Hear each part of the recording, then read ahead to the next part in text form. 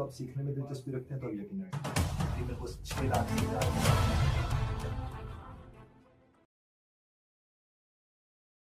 हाँ, यही तो वो बात है। मैं अक्सर कहता भी रहता हूं कि मैं अमन में तो सब अमन में। इसका मतलब ये होता है कि अगर मैं जाती तौर पर ठीक हूं तो मेरे इर्द गिर्द अगर कुछ खराब भी हो रहा है वो मुझे खराब नहीं करेगा।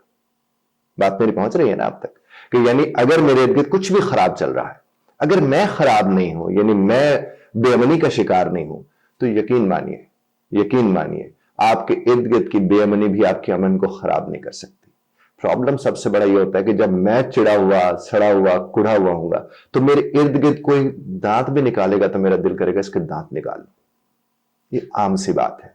हमें इसको इसलिए भी समझने की जरूरत है कि आप हम मिलकर जिस दुनिया में रह रहे होते हैं उसमें हम खुद पर तो काबू कर सकते हैं, और हमें शौक चढ़ा होता है दूसरों को काबू करने का कि वो ठीक हो जाए, वो ठीक हो जाए, वो ठीक हो जाए।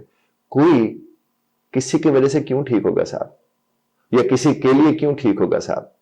आप अपने लिए ठीक नहीं हो पा रहे तो आप कैसे तवक्को करते हैं कि कोई आपके लिए ठीक हो जाएगा?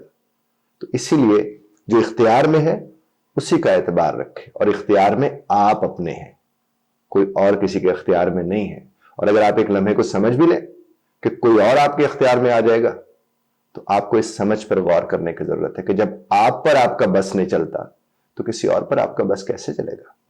और मेरी इस बात को जितनी भी बहुएं हैं, सासें हैं, ससुर हैं, भावजे हैं, ननंदे हैं, ताया हैं, चचा हैं, मामू हैं, इवन ऑफिस में बैठे बॉसेस हैं, कोलीग्स हैं, अगर वो इस बात को समझ लें तो यकीन कीजिए वो अपने अमन का खुद ख्याल रखेंगे, और इस तरह से कम उनकी वजह से तो बदअमनी नहीं होगी ना।